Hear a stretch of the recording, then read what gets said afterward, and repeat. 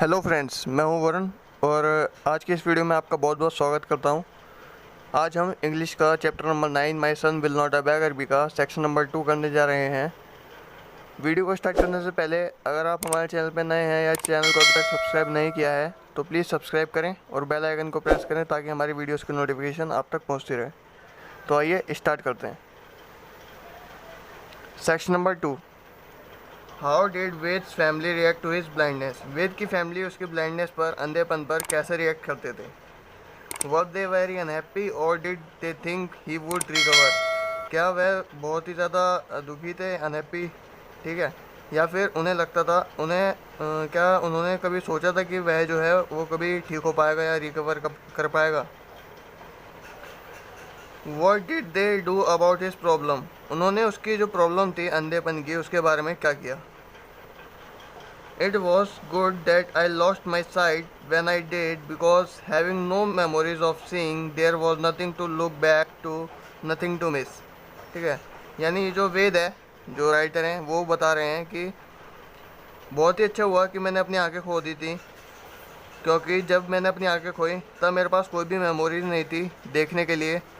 ठीक है, देखने से रिलेटेड मेरे पास कोई मेमोरीज नहीं थी, तो मेरे पास अपने जो पास्ट है उसमें देखने के लिए कुछ भी नहीं है ना, और मेरे पास मिस करने के लिए भी कुछ नहीं है। I went blind in November 1937। मैं नवंबर 1937 में अंधा हुआ था। At that time we were living in Gujarat in the province of Punjab in northern India. उस समय हम लोग गुजरात में रह रहे थे, जो कि नॉर्थन इंडिया में पंजाब के प्रोविंस में है। After my sickness, we moved to Lahore, a few miles away, but the number of relatives who come to sympathize made my father ask for another transfer, this time to Karnal, where we had neither friends nor relatives। लेकिन मेरी जो ये sickness है, इसके बाद हम लोग लाहौर चले गए, जो वहाँ से कुछ ही मील्स दूरी पर था, लेकिन कुछ रिश्तेदार ऐसे थे जो हमारे घर पर सिंपैथी दिखाने के लिए आ जाते थे। उनकी वजह से मेरे पापा ने दूसरे ट्रांसफ़र के बारे में पूछा, और इस समय इस बार हम करनाल चले गए, जहाँ पर हमारा ना तो कोई फ्रेंड था ना कोई relative. There we got a cottage on the canal bank built in very peaceful and quiet surrounding. वहाँ पर हमें एक कॉटेज मिला जो कि कैनल बैंक पे था, और वो बहुत ही अच्छे से और शांत माहौल में बना हुआ था। As might be expected in the beginning, it was tough for all of us, for mother and my father, for my 3 sisters and my brother, and for me too। जैसा कि हम लोगों ने एक्सपेक्ट किया था कि स्टार्टिंग में हमें दिक्कत होगी, वैसा ही हुआ। ये हमारे लिए बहुत ही ज़्यादा टफ था, मेरी मम्मी के लिए, मेरे पापा के लिए, मेरी 3 बहनों के लिए, मेरे भाई के लिए और मेरे लिए भी। ठीक है। The illness had left me weak. ये जो मेरी बीमारी थी, इसके कारण मैं बहुत ही ज़्यादा कमज़ोर हो गया था। The servants avoided me as though I were an evil eye personified.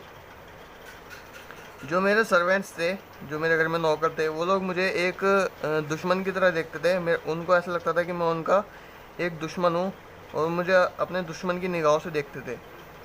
My sisters treated me with care as though I were a fragile doll and mother wept. Fragile doll यानी नाजुक गुड़िया। मेरी जो बहनें थीं वो मेरे को बहुत ही अच्छे से मेरी केयर करती थी, और मुझे इस तरह से ट्रीट करती थी जैसे कि मैं एक फ्रेजाइल डॉल हूँ, यानी नाजुक सी गुड़िया हूँ, और मेरी मम्मी रोती थी। वेप्ट माने रोना।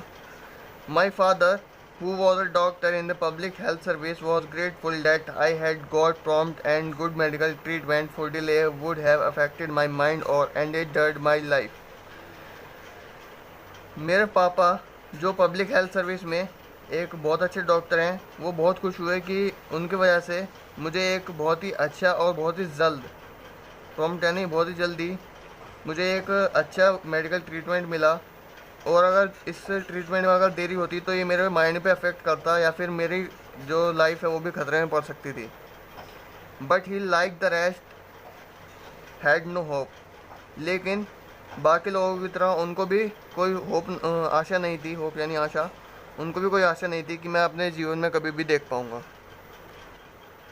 ए stage of complete in actions there followed my blindness. ये जो मेरे अंधेपन की जो भी स्टेज थी, है ना, कंप्लीट स्टेज थी मेरे ब्लाइंडनेस से related. In part this was due to the immediate shock of the illness, but more important still the difficult situation was caused by ignorance of the potentialities of a blind child, since the only blind person my parents saw were beggars. ये जो complete stage थी मेरे blindness से related, इसमें मैं कोई काम नहीं करता था, है ना, और जब मैं अंधा हुआ था तो सभी लोग बहुत ज़्यादा शॉक हो गए थे, और इनफैक्ट मैं भी बहुत शॉक हो गया था, ठीक है। लेकिन उससे भी ज़्यादा इम्पोर्टेंट एक और चीज़ थी कि जो मेरे पेरेंट्स थे या फिर जो भी लोग थे वहाँ पे, तो उनके सामने एक डिफ़िकल्ट सिचुएशन आ गई थी।